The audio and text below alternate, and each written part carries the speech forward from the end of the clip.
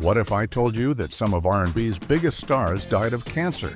From Mary Wells, Motown's first queen, who lost her voice to laryngeal cancer and had to rely on donations from fellow stars, to Aretha Franklin, who had been fighting a rare kind of pancreatic tumor called a neuroendocrine tumor. Here are the 15 R&B stars who died of cancer. Aretha Franklin. Aretha Franklin was one of the most powerful voices in music history. Born in the United States, she was a singer, songwriter, and pianist who became known around the world as the Queen of Soul. Her voice could move people to tears, and her songs became anthems for love, strength, and respect. Twice, Rolling Stone magazine named her the greatest singer of all time. Franklin is one of the best-selling music artists, with more than 75 million records sold worldwide. Her career was full of hits. She had 112 songs make it onto the U.S. Billboard charts. Out of those, 73 were on the Hot 100 list, 17 made it into the top 10 of pop songs, and she had 20 #1 hits on the R&B charts. Some of her most famous songs include Respect, You Make Me Feel Like a Natural Woman, Think, Chain of Fools, and I Say a Little Prayer. These songs weren't just popular, they became a part of American culture. But while Aretha was strong on stage, her personal life had its struggles. She battled with her weight for many years. In the 1970s, she lost 40 pounds by going on a very strict diet and kept the weight off for a while. In the early 1990s, she tried again and lost more weight, though she gained some of it back. Aretha also struggled with smoking and alcohol. She smoked for years, but gave it up in 1992 after realizing it was hurting her voice. She later said that after she quit smoking, her weight went up again. In 2010, Aretha had to cancel several concerts because she needed surgery for a tumor. She didn't share many details, but said her doctors told her the surgery would add 15 to 20 years to her life. She made it clear she didn't have pancreatic cancer, as some reports claimed. She said, "I don't have to talk about my health with anybody other than my doctors. The problem has been resolved." After her surgery, she lost 85 pounds, but said it wasn't because of weight loss surgery. The following year, she returned to the stage with a big show in Chicago. Her health remained shaky over the years. In 2013, she had to cancel more shows due to medical treatments. Then, in August 2018, the world found out that Aretha was seriously ill. She was at home in Detroit, surrounded by loved ones. Friends like Stevie Wonder and Jesse Jackson came to see her one last time. On August 16, 2018, Aretha Franklin died at home at the age of 76. She had been fighting a rare kind of pancreatic tumor called a neuroendocrine tumor, different from the more common type of pancreatic cancer. Dwayne Wiggins. Dwayne. Patrice Wiggins was an American singer, songwriter, guitarist, and record producer, best known as a founding member of the R&B soul band, Tony. His journey in music started early. He picked up the guitar when he was just 11 years old. In high school, he played in the school band, and after graduation, he joined several bands around Oakland, California. His talent stood out, and soon he was touring with gospel singer Tremaine Hawkins. Later on, Wiggins and his brother, along with their friend Timothy Christian Riley, worked with pop singer Sheena Easton. They even went on tour with her as part of Prince's Parade Tour. But when they came back to Oakland, they decided it was time to create their own group. That's how Tony was born. The band became a huge success. They had 14 R&B songs that charted on Billboard, including 5 that hit #1. They had 3 top 10 pop songs and sold more than 6 million albums. One of their albums went gold, 2 went platinum, and 1 even went double platinum. But like many groups, problems behind the scenes eventually broke them up in 1997. Wiggins and Riley kept the band name alive by touring with a new lead singer, Amar Khalil, from 1998 to 2018. Wiggins didn't stop making music after that. He built a recording studio in West Oakland called the House of Music and launched a company called Grassroots Entertainment.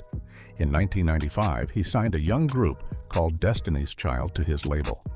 He worked closely with them on their first 3 albums. Together, those albums sold over 15 million copies. That group, of course, went on to become one of the most successful girl groups in history. Another rising star who spent time at the House of Music was Keyshia Cole, who lived there from 1999 to 2001. In 2003, Wiggins also worked with Alicia Keys. He helped create her song Diary, which became a top 10 hit. The album it was on went platinum and won 4 Grammy Awards in 2000. Over the years, many artists came through Wiggins' studio, names like Beyoncé, India Arie, Jamie Foxx, Eddie Money, and producer Scott Storch.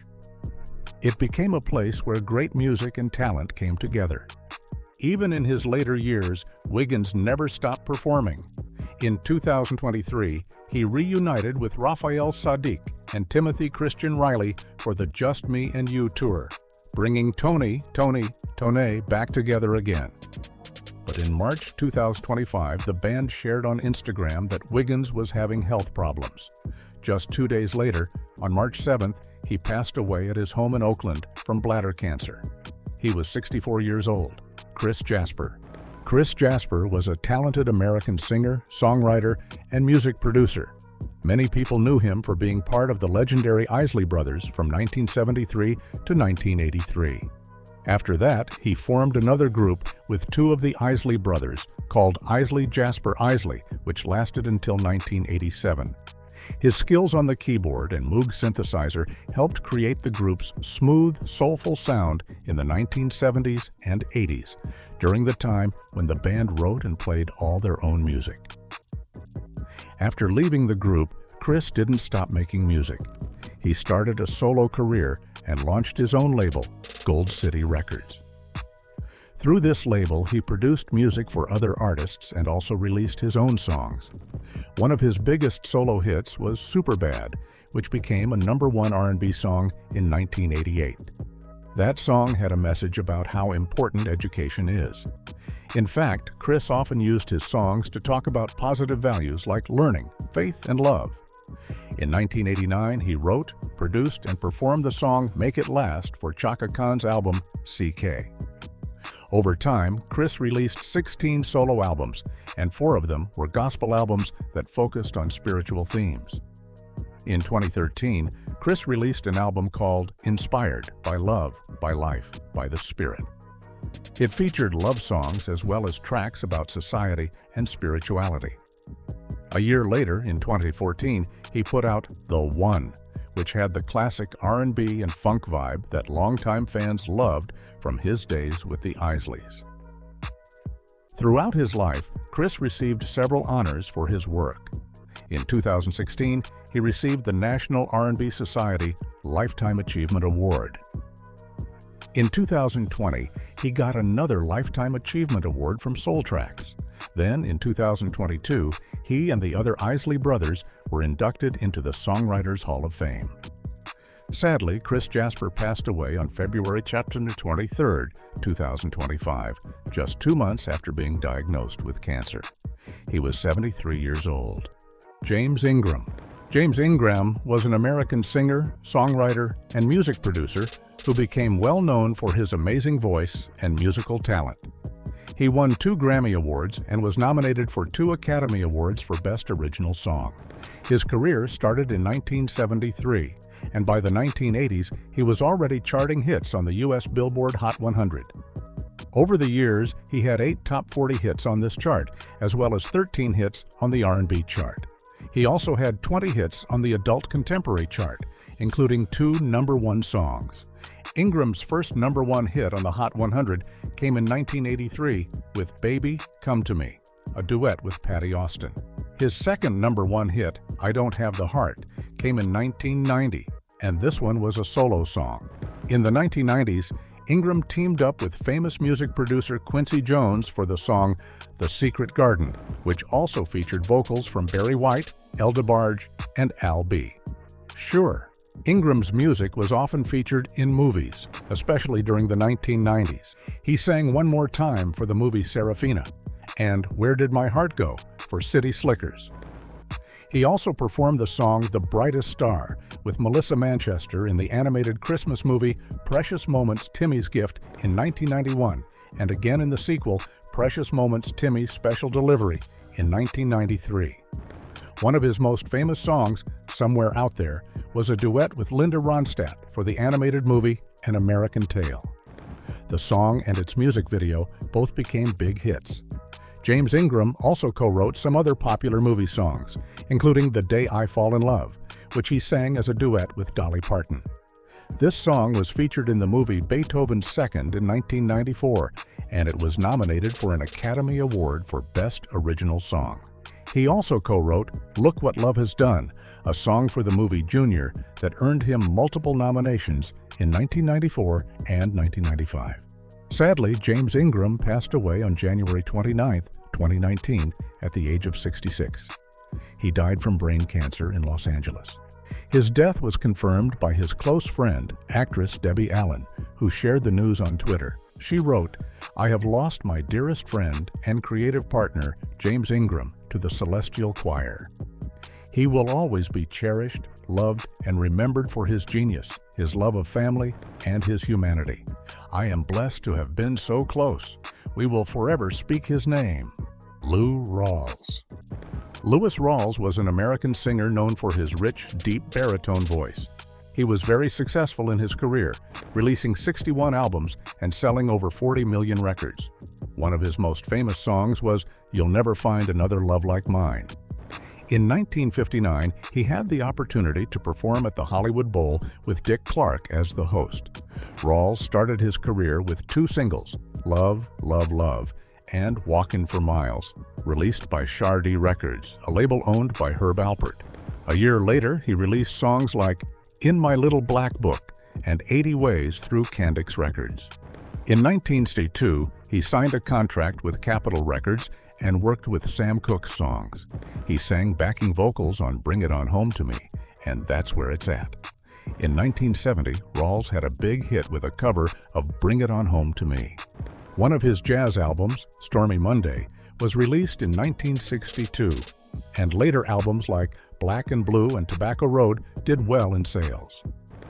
These albums helped make him more popular.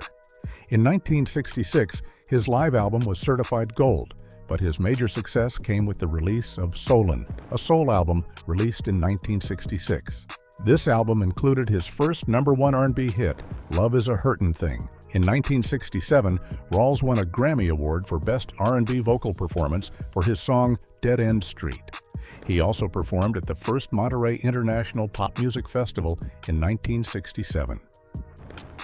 In December 2005, it was announced that Rawls was being treated for lung cancer, which had spread to his brain. Sadly, he passed away on January 6, 2006, at Cedars Sinai Medical Center in Los Angeles, California. He was buried at Forest Lawn Memorial Park in Hollywood Hills. Before he passed away, Rawls made his final television appearance in September 2005 during his telethon honoring Stevie Wonder. He performed songs like You Are the Sunshine of My Life and It Was a Very Good Year as a tribute to Frank Sinatra just months before entering the hospital. Billy Paul. Billy Paul was an American soul singer, most famous for his 1972 hit single, Me and Mrs. Jones, which topped the charts. This song became his signature track and cemented his place in the music world. In 1973, he released an album and single called War of the Gods, which combined his usual mix of soul, pop, and funk with electronic and psychedelic influences. Billy's singing journey began at the young age of 11 when he first performed on the local radio station WPN, owned by the Philadelphia Bulletin newspaper. He then went on to study at the West Philadelphia Music School and the Granoff School of Music, where he received formal vocal training. As his popularity grew, Billy performed at various clubs and college campuses, gradually gaining national attention. At the start of his career, Billy used the name Paul Williams, but he later changed it to Billy Paul to avoid confusion with other artists, such as the songwriter Paul Williams and saxophonist Paul Hucklebuck Williams. His first single, Why Am I, was released in 1952 when he was just 16 years old. The song, backed by Tad Dameron on piano and Jackie Davis on the Hammond organ, was well received by critics who praised Billy's expressive voice. Although these tracks didn't make it onto the charts, They were important steps in his career. In June of the same year, Billy Paul released another single, You Didn't Know, working with the Buddy Lucas Orchestra. Again, the song received praise for Billy's strong vocal performance, and although it didn't make the charts, it helped build his reputation as a talented young artist. Jubilee Records even promoted Billy with the catchy phrase, "He's new, he's hot," in an ad in Billboard, although the singles didn't chart. Despite this, Billy Paul would go on to have a long and successful career. His most famous hit, Me and Mrs. Jones, was released in 1972, and it became a #1 song, making him a household name in soul music. Over the years, Billy released a range of albums and singles, many of which were well-loved by fans.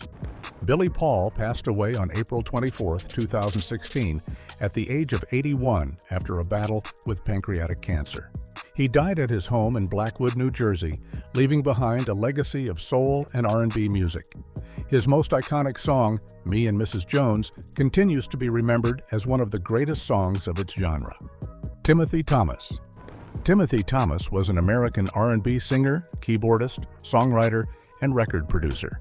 While he didn't find much success as a solo artist in the early part of his career, his fortunes changed when he moved to Glades Records in Miami, Florida. In late 1972, he released the song Why Can't We Live Together? This song became a huge hit, reaching #1 on the U.S. Billboard R&B chart, making it to the top 3 on the Billboard Hot 100 and hitting the top 20 in countries like the United Kingdom, where it peaked at #12 on the UK singles chart.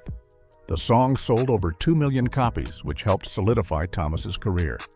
Before this success, Thomas was part of a group called Philip and the Faithfuls, which included the singer Philip Reynolds. They released songs for the Goldwax label in 1964, including tracks like Love Me, What You Gonna Do, and If You Love Her. After his time with the group, Thomas became a session musician in Memphis, but continued to release solo tracks for Goldwax, including songs like Have Some Boogaloo and It's My Life, which came out in 1967. In 1970, Thomas switched to a new label called Climax and released a single called What's Bothering Me. He then moved to Miami in 1972, where he played sessions for the TK Group labels. He signed with Glades Records and released Why Can't We Live Together, which was a big success. Following that, he released People Are Changin' in 1973, which also charted well. Thomas went on to release several albums, including You're the Song I've Always Wanted to Sing in 1974. He continued to release singles, including Stone to the Bone, Africano, Touch to Touch, The Magician, Freak In, Freak Out, and Drown in My Own Tears. He also worked with other artists signed to TK Records, including Gwen McCrae, and in later years, he worked as a producer. In 1984, Thomas had another hit with the song Gotta Give a Little Love, 10 years after, which reached the U.S. Top 30 on the Soul chart. He also featured on Nicole McLeod's 1985 album What About Me, singing a duet with her on the song New York Eyes, which reached #41 in the UK. Thomas continued to make music and collaborate with other artists until his death. He passed away from cancer on March 11, 2022, at the age of 77. If you are enjoying this video, appreciate it by giving it a thumbs up. And if you have not subscribed, what are you waiting for? Hit that subscribe button. Puff Johnson. Puff Johnson was an American R&B singer-songwriter known for her soulful voice and heartfelt music. She first gained attention in 1994 when she performed the song What Child Is This on the Christmas compilation Joyful Christmas. Later that year, she covered Donny Hathaway's Someday We'll All Be Free for the soundtrack of the film The Promised Land. In 1995, Johnson featured on rapper Tupac Shakur's song Me Against the World, which appeared on the Bad Boys movie soundtrack and Tupac's album Me Against the World. In 1996, she signed with Work Group and began working on her debut album, Miracle. The album's first single, Forevermore, produced by Narada Michael Walden, became a hit in New Zealand, where it reached number 5 on the charts. Another single, Over and Over, was featured on the soundtrack of the movie The First Wives Club and became successful in Europe and Australia, especially in Norway and the United Kingdom, where it reached the top 10 and top 20 respectively. Miracle was executive produced by Randy Jackson and peaked at number 7 on the Norwegian Albums Chart, also entering the top 30 in the Netherlands. In 1997, Johnson toured Europe as an opening act for Michael Jackson and 3T. However, after this, she stepped out of the spotlight and did not release new music for a while. In the early 2000s, Johnson resurfaced as a co-writer on several projects, including Pam and Dodie's self-titled album, rapper I-20's debut, Self-Explanatory, and 3 tracks on Leela James's debut album, A Change Is Gonna Come. In 2008, Puff Johnson moved to South Africa, where she was diagnosed with cervical cancer. She underwent treatment and lived there for 2 years, but the cancer returned, and she had to leave South Africa. Despite her illness, Johnson remained strong in spirit and beliefs. Sadly, Puff Johnson passed away on June 24, 2013, at the age of 40 from cervical cancer. George Duke. George Duke was an American keyboardist, composer, singer-songwriter, and record producer known for his incredible versatility in music. He worked with many top artists as an arranger, music director, writer, co-writer, and producer, and even as a professor of music.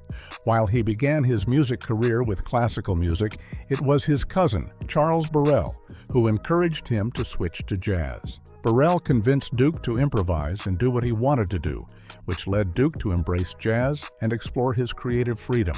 Duke started recording in 1966, and his second album was with the French violinist Jean-Luc Ponty. His talents caught the attention of Frank Zappa and Cannonball Adderley, who invited him to join their bands. Duke spent 2 years with Zappa's band, the Mothers of Invention, then 2 years with Adderley, before returning to Zappa. Zappa even played guitar solos on Duke's album Feel in 1974. That same year, Duke recorded with drummer Pete Magadini on the album Polyrhythm, and he also worked with Zappa's bandmates Ruth Underwood, Tom Fowler, and Bruce Fowler, as well as jazz guitarist Lee Ritenour on the album I Love the Blues, She Heard My Cry. In the late 1970s, Duke began recording under the name Dawili Gonga for contractual reasons when appearing on other artists' albums. In 1977, he started to fuse jazz with pop, funk, and soul, which resulted in his album From Me to You. That year, his album Reach For It became a hit on the pop charts, bringing him more attention and a larger audience. In 1981, Duke began a successful collaboration with bassist Stanley Clarke, blending pop, jazz, funk, and R&B.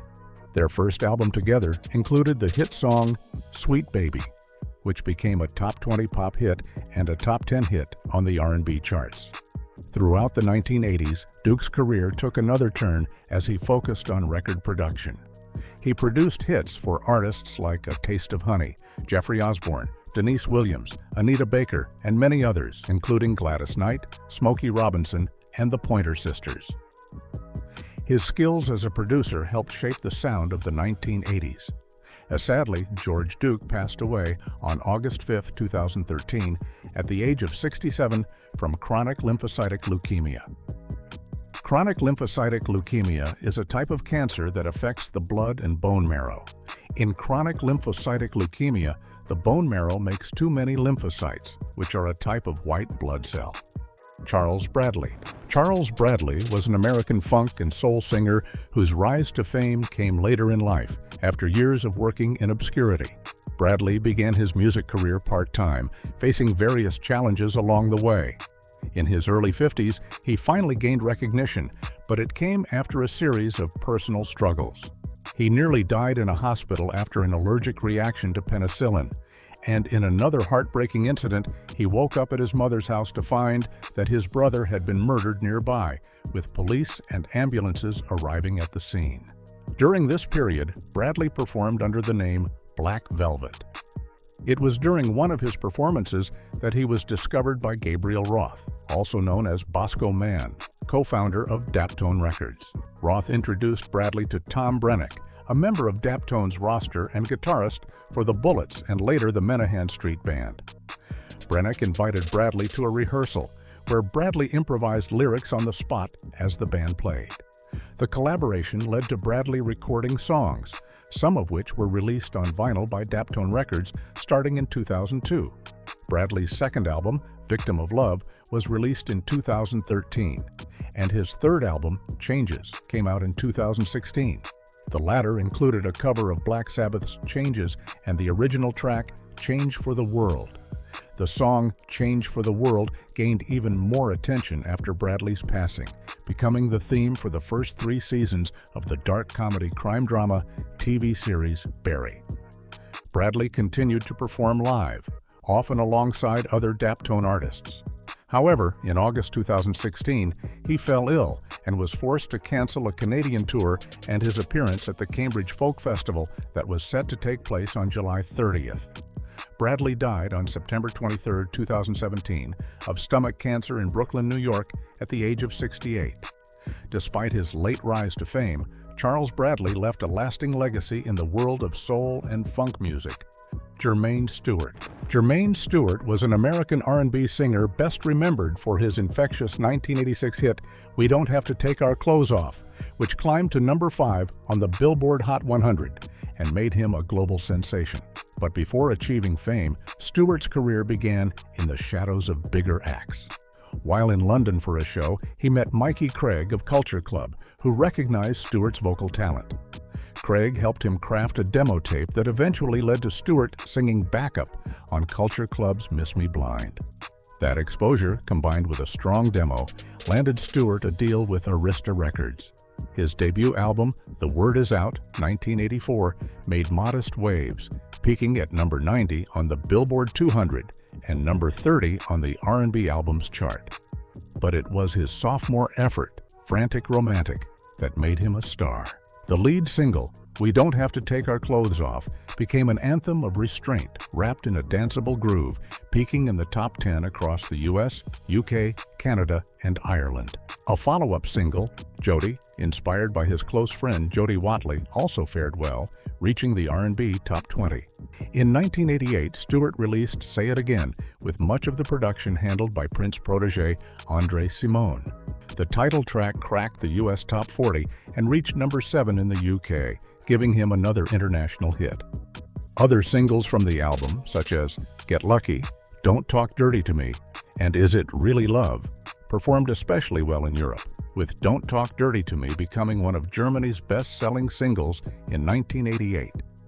By 1991, Stewart had teamed up with Chicago house music pioneer Jesse Saunders to record a final album, Set Me Free, for Reprise Records.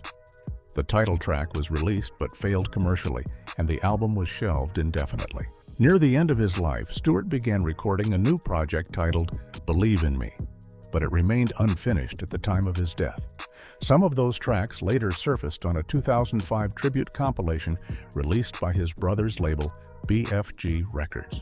Jermaine Stewart died on March 17, 1997, at the age of 39 in Homewood, Illinois, from AIDS-related liver cancer. Though his time in the spotlight was brief, his message of dignity and joy, especially in We Don't Have to Take Our Clothes Off, continues to resonate with new generations. Ollie Woodson. Ollie Woodson was an American R&B powerhouse whose deep, expressive vocals helped define a new era for the legendary Motown group, The Temptations. He was best known for his 2 stints as the group's lead singer from 1983 to 1987 and again from 1988 to 1996. Woodson stepped in during a period of major transition, revitalizing the group's sound and presence. He first appeared on their 1983 album, Back to Basics, where he filled in for Dennis Edwards on the track Stop the World Right Here, I Want to Get Off, showcasing a smooth yet commanding vocal style that would become his signature. Beyond his vocals, Woodson was a multi-talented musician. He was adept at the keyboard and drums and occasionally appeared as an actor. During his time with The Temptations, he helped lead the group through a period marked by both nostalgia and reinvention, blending classic soul with contemporary flair and contributing to hits like Treat Her Like a Lady. But his time in the spotlight was marred by health battles. While still performing with the Temptations, Woodson was diagnosed with throat cancer, a condition that forced him to undergo multiple surgeries as it recurred every few years. Then, in late 2008, he was diagnosed with leukemia, which required extended hospital stays and ultimately led to his death on May 30, 2010, in Los Angeles after an 18-month fight with the disease. Mary Wells. Mary Wells was an American singer who helped define the emerging sound of Motown in the early 1960s. Alongside the Supremes, the Miracles, the Temptations, Martha Reeves and the Vandellas, and the Four Tops, Wells was a key figure in bringing black music into the mainstream. With a streak of hit singles mostly written by Smokey Robinson, including The One Who Really Loves You, Two Lovers, the Grammy-nominated You Beat Me to the Punch, and her defining smash, My Guy, Wells became known as the Queen of Motown. She was a chart-topping force and one of the first black female artists to find major commercial success across racial lines. But in 1964, at the height of her fame, Wells made a bold move. She left Motown. Seeking more creative control and a better contract, she walked away from the label she helped build. Although she continued to record for other companies, she never regained the same level of success. By 1990, Wells was still performing, but her health began to fail. After losing her voice, she visited a hospital and was diagnosed with laryngeal cancer.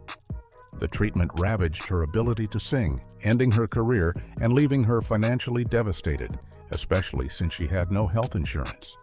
As Wells struggled to keep up with mounting medical bills, the music community rallied around her. Former Motown colleagues such as Diana Ross, Mary Wilson, members of the Temptations, and Martha Reeves donated money, as did admirers like Dionne Warwick, Bruce Springsteen, Rod Stewart, Aretha Franklin, and Bonnie Raitt.